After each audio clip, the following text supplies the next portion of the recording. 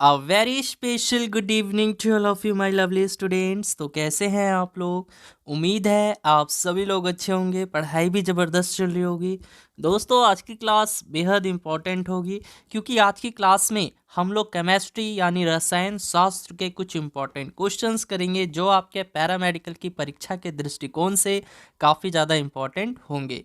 तो चलिए बच्चों, आज की क्लास को करते हैं स्टार्ट। तो क्लास को स्टार्ट करने से पहले एक छोटी सी रिक्वेस्ट है, यदि आप लोग हमारे चैनल पे नए हैं, पहली बार है, तो इस चैनल को सब्सक्राइब कर लीजिए और बेल आइकन को हिट कर लीजिए। और दोस्तों, क्लासेस पीडीएफ के लिए ज्वाइन कीजिए हमारे Telegram channel study with Ritesh को। यहाँ पर आपको हर एक क्लास का पीडीएफ, नोट्स, टेस्ट पेपर और एग्ज़ाम रेलेवेंट हर एक इन्फॉर्मेशन दी जाएगी। तो बच्चों, सबसे पहले क्या करना है, आपको हमारे टेलीग्राम चैनल को ज्वाइन कर लेना है। तो इसके लिए आपको जाना होगा टेलीग्राम ऐप पे और वहाँ सर्च करना होगा स्टडी विथ रितेश, ठीक है, और ज्वाइन कर लीजिएगा।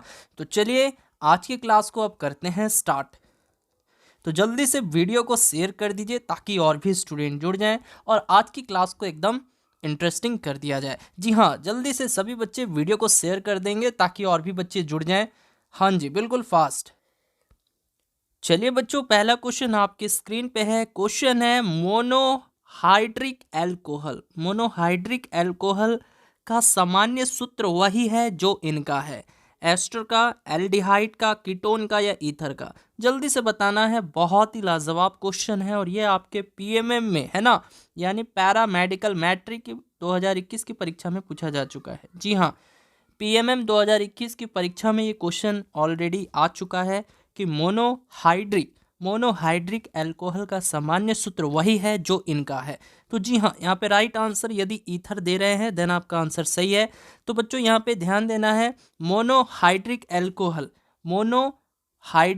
एल्कोहल तथा ईथर का जो है सामान्य सूत्र क्या होता है। देखो, मोनोहाइड्रिक एल्कोहल और ईथर, इन दोनों का जो सामान्य सूत्र होता है वो क्या होता है, CnH2n+2O। ठीक है, तो याद रखना है इन दोनों का जो सूत्र होता है वो समान होता है। ठीक है, मोनोहाइड्रिक एल्कोहल का भी यही सूत्र होगा जो ईथर का होगा। ठीक है, तो ऑप्शन नंबर डी जो है सही जवाब हो जाएगा आपके इस क्वेश्चन का। चलिए बढ़ते हैं अगले क्वेश्चन की तरफ।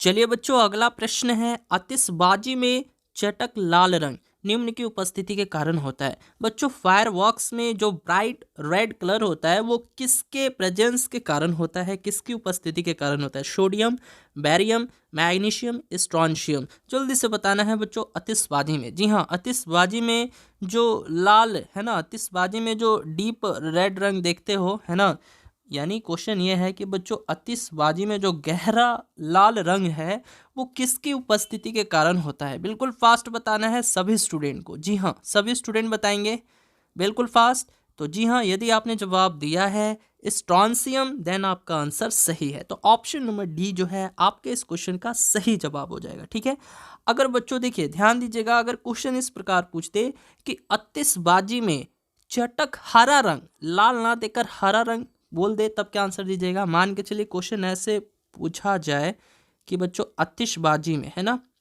आतिशबाजी में हरा रंग, हरा रंग जो है ये किसकी उपस्थिति के कारण होता है? बताइएगा, आतिशबाजी में जो हरा रंग है ये किसकी उपस्थिति के कारण होता है? तो बच्चों ये बैरियम की उपस्थिति के कारण होता है। ठीक है, तो ऑप्शन नंबर बी जो है सही जवाब हो जाएगा, यानी आतिशबाजी में हरा रंग बनाने के लिए जो है बैरियम का उपयोग किया जाता है। ठीक है, चलिए बहुत सही जवाब है आप लोगों का। बढ़ते हैं अगले क्वेश्चन की तरफ। तो चलिए बच्चों, अगला प्रश्न आ चुका है आपके स्क्रीन पे। एलिनिन, एलिनिन किसका सामान्य नाम है? यानी एलिनिन को एक और सामान्य नाम से जाना जाता है। ऑप्शन है एक ब्यूटाइन, प्रोपेन, प्रोपाइन, एथेन। जल्दी से बताइएगा बच्चों, यहाँ पे एलिनिन को जो है एक और नाम से जाना जाता है, इसका एक और सामान्य नेम है ना, सामान्य नाम है। तो जल्दी से बताना है। देखिए बच्चों, जल्दी से बताइएगा, सभी स्टूडेंट बताएंगे इस प्यारे से क्वेश्चन का जवाब। जी हाँ, बिल्कुल फास्ट आंसर करना है। तो जी हाँ बच्चों, यदि आपने जवाब दिया है option number C, option number C यदि जवाब दे रहे हैं आप लोग देन आपका आंसर सही है। तो प्रोपाइन का सामान्य नाम एलिनिन है। ठीक है, प्रोपाइन का ही सामान्य नाम क्या है? एलिनिन है, आपको याद रखना है। चलिए चलिए बढ़ते हैं अगले। अच्छा बच्चों, यहाँ से तो अब यहाँ से अगर हम लोग एथेन का सूत्र जाने तो ये क्या होता है बच्चों, एथेन का तो ये होता है, याद रखना है, C2H6। क्या होता है, C2H6 होता है, C2H6। और इसके बाद प्रोपेन का सूत्र जाने, केमिकल फॉर्मूला, तो ये क्या होता है, C3H8 होता है, C3H8 होता है। ये सभी आप जानते होंगे बच्चों, है ना, C3H8। चलिए चलिए अब बढ़ते हैं हम लोग अगले क्वेश्चन की तरफ। चलिए बच्चों, इसके बाद अगला प्रश्न है, किसकी अम्लीय प्रकृति स्वार्थिक होती है, बताना है किसकी अम्लीय प्रकृति जो है सबसे ज़्यादा होगी। CH2 double bond CH2, CH triple bond CH, या CH3 सिंगल बॉन्ड CH3, या H2O, जल्दी से बताइएगा। तो जल्दी से बताएंगे सभी स्टूडेंट, आंसर करेंगे जी, किसकी अम्लीय प्रकृति जो है सबसे ज़्यादा होगी, यानी कौन सबसे ज़्यादा जो है, यानी इनमें से कौन मोस्ट एसिडिक नेचर का होगा, है ना, which has the most acidic nature. जी हाँ, तो वेरी गुड स्टूडेंट, यदि आपने जवाब दिया है ऑप्शन नंबर डी यानी H2O, देन आपका आंसर सही है, H2O यानी वाटर।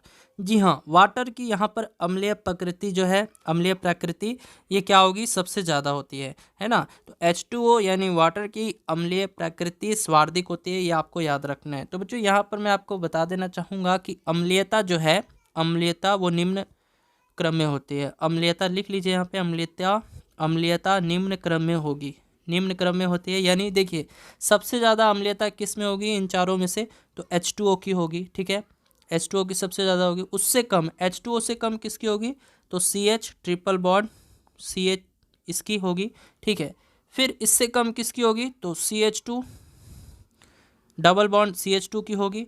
और फिर इससे कम किसकी होगी बच्चों, तो सबसे कम इनमें से किसकी हो जाएगी, तो ये आपको बता दे, CH3 सिंगल बॉन्ड CH3 की, है ना, CH3 सिंगल बॉन्ड CH3 की। तो ये आपको याद रखना है, ठीक है।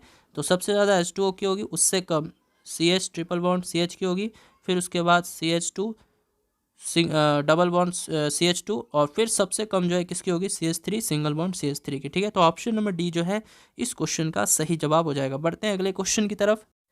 चलिए बच्चों, इसके बाद अगला प्रश्न आ जाता है, द्रव अनुपाती क्रिया के नियम में चर्चित सक्रिय द्रव्यमान होता है। बच्चों, द्रव अनुपाती क्रिया एक नियम है, और इस नियम में जो चर्चित सक्रिय द्रव्यमान है ना, ये किसके इक्वल हो जाता है, नॉर्मल सांद्रता, या मोलर सांद्रता, या ग्राम पर लीटर, या मोलर सांद्रता, जल्दी से बताइएगा। यानी यहाँ पर देखिए, यहाँ पर जो सक्रिय द्रव्यमान है ना, यहाँ पे जो बच्चों सक्रिय द्रव्यमान है, ये किसके इक्वल हो जाएगा, यही तो बताना है, जल्दी बताइए।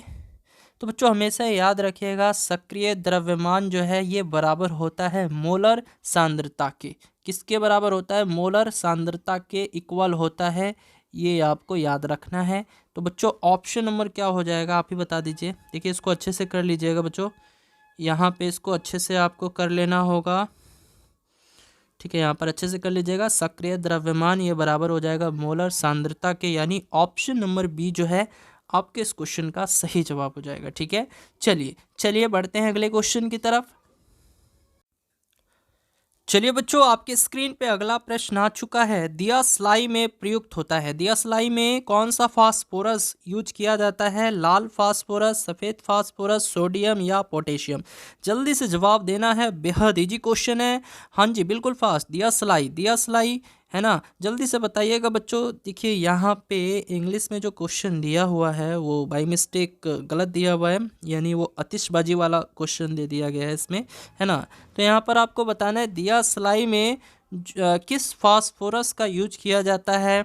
हाँ जी बिल्कुल फास्ट, तो वेरी गुड, यदि आपने जवाब दिया है ऑप्शन नंबर ए यानी लाल फास्फोरस, देन आपका आंसर सी है। तो दिया स्लाई में जो है लाल फास्फोरस का यूज किया जाता है। जी हाँ बच्चों, तो ऑप्शन नंबर ए जो है सही जवाब है। तो जिन भी बच्चों का ऑप्शन ए आंसर आ रहा है आप लोग का सही है। चलिए चलिए बढ़ते हैं अगले क्वेश्चन की तरफ। चलिए बच्चों, इसके बाद अगला प्रश्न है, N2 जो कि गैसीय अवस्था में है, प्लस में 3H2 ये भी गैसीय अवस्था में है, और साम्य स्थिरांक जो है ये इसके बाद 2NH3 दिया हुआ है, ये भी गैसीय अवस्था में है। तो इसके लिए बताना है कि इसका यूनिट क्या होगा, यानी इस साम्य स्थिरांक की यूनिट क्या होगी, यही बताना है। बताइएगा। N2 गैसीय अवस्था में रिएक्शन कर रहा है 3H2 गैस के साथ, और ये साम्य स्थिरांक अवस्था में है, साम्य स्थिरांक अवस्था में है, और यहाँ पे 2NH3 है, ये भी गैसीय अवस्था में है। तो इसके लिए बताना है साम्य स्थिरांक का जो यूनिट होता है वो क्या होता है। तो देखिए बच्चों, यहाँ पे ऑप्शन देखिए, पहला क्या दिया हुआ है, लीटर मोल इनवर्स, पहला ऑप्शन है, और लीटर इंटू में मोल का पावर -2 दूसरा ऑप्शन है, तीसरा ऑप्शन लीटर स्क्वायर मोल का पावर -1, और लीटर स्क्वायर इंटू में मोल का पावर -2। जल्दी से बताइएगा इन चारों में से कौन सा ऑप्शन सही होगा। बिल्कुल फास्ट बताना है सभी बच्चे को। तो जी हाँ बच्चों, यदि आपने जवाब दिया है ऑप्शन नंबर डी, देन आपका आंसर सही है, यानी लीटर स्क्वायर इंटू में मोल का पावर -2, यही होता है हमारा साम्य स्थिरांक का यूनिट। ठीक है, तो आपको याद रखना है, पूछा जा चुका है और आगे भी पूछा जा सकता है, क्योंकि देखिए केमिस्ट्री और फिजिक्स के और जीके के क्वेश्चन आपके पैरामेडिकल के एग्जाम में काफ़ी रिपीट होते हैं। ठीक है, तो चलिए अब बढ़ते हैं अगले क्वेश्चन की तरफ। चलिए बच्चों, इसके बाद अगला प्रश्न आ जाता है, मोहर लवण है। मोहर लवण क्या है, संकर लवण या द्विक लवण है, या फिर ये क्षारीय लवण है, या सरल लवण है। बताना है बच्चों यहाँ पे मोर साल्ट्स क्या है ये। तो देखिए दोस्तों, आपकी जानकारी के लिए बता दिया जाए कि ये मोहर लवण है क्या। ठीक है, यानी यहाँ पर मोहर लवण, ठीक है, क्या है मोहर लवण। तो देखिए बच्चों, मोहर लवण जो है ये फेरस सल्फेट, ठीक है, ये जो है फेरस सल्फेट तथा अमोनियम सल्फेट है ना। मोहर लवण जो है ये फेरस सल्फेट तथा अमोनियम सल्फेट, मोहर लवण जो है, मोहर लवण ये फेरस सल्फेट तथा अमोनियम सल्फेट, इनका जो है द्विक लवण होता है। कैसा लवण होता है, द्विक लवण होता है। तो बस आपको इतना याद रखना है कि मोहर लवण जो है फेरस सल्फेट तथा अमोनियम सल्फेट का द्विक लवण होता है। ठीक है, तो ऑप्शन नंबर क्या हो जाएगा, ऑप्शन नंबर बी जो है आपके इस क्वेश्चन का करेक्ट आंसर हो जाएगा। और यदि सूत्र के बारे में इसकी बात की जाए तो सूत्र क्या होता है ये भी देख लीजिए, NH4 का ट्वाइस इंटू में FeSO4, इसका भी ट्वाइस हो जाएगा, और H2O का 6 हो जाएगा। ठीक है, तो ये होता है मोहर लवण का सूत्र। ठीक है, चलिए बहुत अच्छी बात है, बढ़ते हैं अगले क्वेश्चन की तरफ। चलिए बच्चों, इसके बाद अगला प्रश्न है, SO2 की वायु में सांद्रता 8 ppm है, तो 1 लीटर वायु में विद्यमान SO2 कितनी मिली होगी।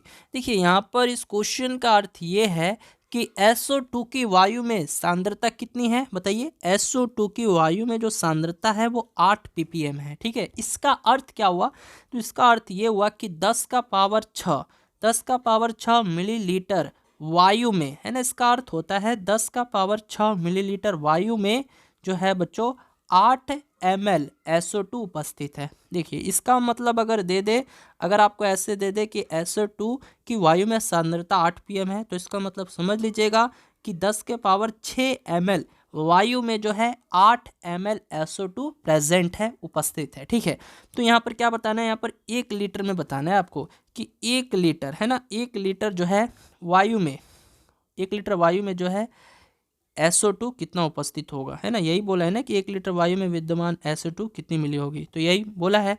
तो करना कुछ नहीं है, यहाँ पर जो भी संख्या दी गई होगी, देखिए क्या संख्या दी गई है, 8 दी गई है ना, तो 8 में भाग लगा देना है 1000 से। जी हाँ, 8 में भाग लगा दीजिए 1000 से, यानी कोई भी संख्या दी हो उसमें 1000 से भाग लगा दीजिएगा। तो 1000 से भाग लगा दीजिएगा, वही आपके क्वेश्चन का आंसर हो जाएगा, यानी कितना हो जाएगा 0.008 ml। जी हाँ, यही तो हो जाएगा। तो ऑप्शन नंबर क्या हो जाएगा, ऑप्शन नंबर ए जो है आपके इस क्वेश्चन का करेक्ट आंसर हो जाएगा। जी हाँ बच्चों, चलिए बहुत अच्छी बात है, समझ में आ गया। करना कुछ नहीं है, जो भी संख्या होगी उसमें 1000 से भाग लगा दीजिएगा, बस आपके क्वेश्चन का आंसर आ जाएगा। जो भी संख्या दी होगी, मान के चलिए यहाँ पर ppm में दिया है और 1 लीटर में पूछ रहा है ना, तो 8 में भाग लगा देना होगा 1000 से। जो भी संख्या, यहाँ पर 8 दिया था इसीलिए मैंने 8 में भाग लगा दिया 1000 से। क्योंकि बच्चों मैंने ऐसा इसलिए किया क्योंकि मैं जानता हूँ कि देखो मिलीलीटर में था, 1 मिलीलीटर जो है कितने लीटर के बराबर होता है, तो ये 0.001 लीटर के बराबर होता है, ये आपको याद रखना होगा। ठीक है, तो इसीलिए मैंने देखो यहाँ पर 0.001 है ना, तो इसको हम लोग 1/1000 भी तो लिख सकते हैं, ऑफकोर्स लिख सकते हैं। तो यहाँ पर भाग देना ही होगा आपको, जो भी संख्या दी होगी। यहाँ पर 8 दिया था इसलिए मैंने 1000 से भाग लगाया था, ठीक है। तो ये हमारा कितना आ गया था, 0.008 मिलीलीटर आ गया था, ठीक है। चलिए बहुत अच्छी बात है, बढ़ते हैं अगले क्वेश्चन की तरफ। चलिए बच्चों अगला प्रश्न है 0.2 m H2SO4 की नॉर्मलता है। यानी यहाँ पर देखिए m क्या है, मोलरता है, और नॉर्मलता के बारे में पूछा गया है आपसे, ठीक है। नॉर्मलता के बारे में पूछा गया है। तो बच्चों आपको बता दें नॉर्मलता बराबर क्या होता है। नॉर्मलता बराबर होता है मोलरता गुने में n। होता है या नहीं होता है, ऑफ कोर्स होता है, ठीक है। तो अब देखिए यहाँ पर जो n है ये क्या है, तो यहाँ पर n जो है हमारा ये क्या है, तो ये रिप्लेसेबल H प्लस आयनों की संख्या है। यानी यहाँ पर हमको H2SO4 दिया है, सल्फ्यूरिक एसिड दिया है ना, H2SO4 दिया है ना। तो अब यहाँ H प्लस आयन कितना रिप्लेस हो रहा है, देखिए H2SO4 है तो इसको हम लोग ऐसे लिख सकते हैं 2H प्लस और फिर प्लस में SO4 और 2 माइनस हो जाएगा। तो यहाँ पर अगर मैं पूछूँ आपसे कि भाई H प्लस आयन कितना रिप्लेस हो रहा है, बताइए तो कितना रिप्लेस हो रहा है, बताइए कितना रिप्लेस हो रहा है, 2।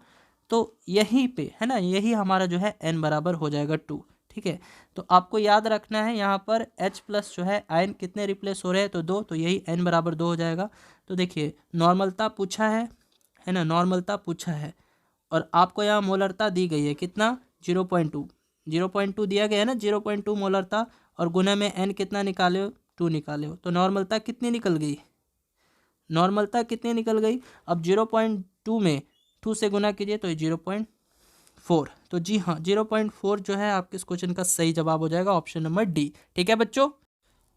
चलिए बच्चों इसके बाद अगला प्रश्न है प्लास्टर ऑफ पेरिस जमने के पश्चात बन जाता है, क्या बन जाता है, सोडा एस, जिप्सम, विरंजक चूर्ण या बुझा हुआ चूना। जल्दी से बताइएगा, सभी बच्चे बताएंगे। जी हाँ, प्लास्टर ऑफ पेरिस जो है ये जमने के पश्चात क्या बन जाता है, बिल्कुल फास्ट, बिल्कुल फास्ट बताना है, सभी स्टूडेंट बताएंगे जी, जल्दी से बताएंगे, सभी बच्चे बताएंगे। यहाँ पे प्लास्टर ऑफ पेरिस जो है ये जमने के पश्चात क्या बन जाता है, किस चीज़ का रूप ले लेता है, तो वेरी गुड बच्चों, किस चीज़ का रूप ले लेता है, ये जिप्सम का। तो जी हाँ ऑप्शन नंबर बी यदि जब आप दे रहे हैं देन आपका आंसर सही है, ठीक है। तो प्लास्टर ऑफ पेरिस जब इसको हिट करेंगे है ना, गर्म करेंगे, तो ये जमने के बाद क्या बन जाता है, जिप्सम का रूप ले लेता है। और बच्चों यहाँ पे प्लास्टर ऑफ पेरिस का जो केमिकल फॉर्मूला होता है वो क्या होता है, तो वो होता है CaSO4 हाफ H2O होता है, ठीक है।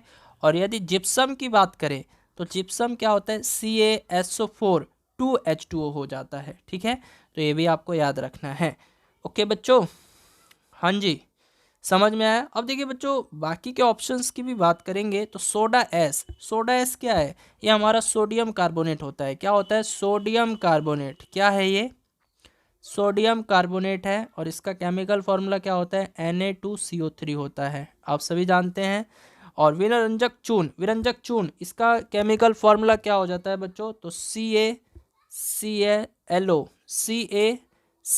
का ट्वाइस, CaClO का ट्वाइस हो जाता है। और बुझा हुआ चूना इसका केमिकल फार्मूला क्या हो जाता है, तो Ca और OH का ट्वाइस, यानी इसको कैल्शियम हाइड्रोक्साइड पढ़ा जाता है, ठीक है। चलिए बहुत ही अच्छी बात है बच्चों, बढ़ते हैं अब अगले क्वेश्चन की तरफ।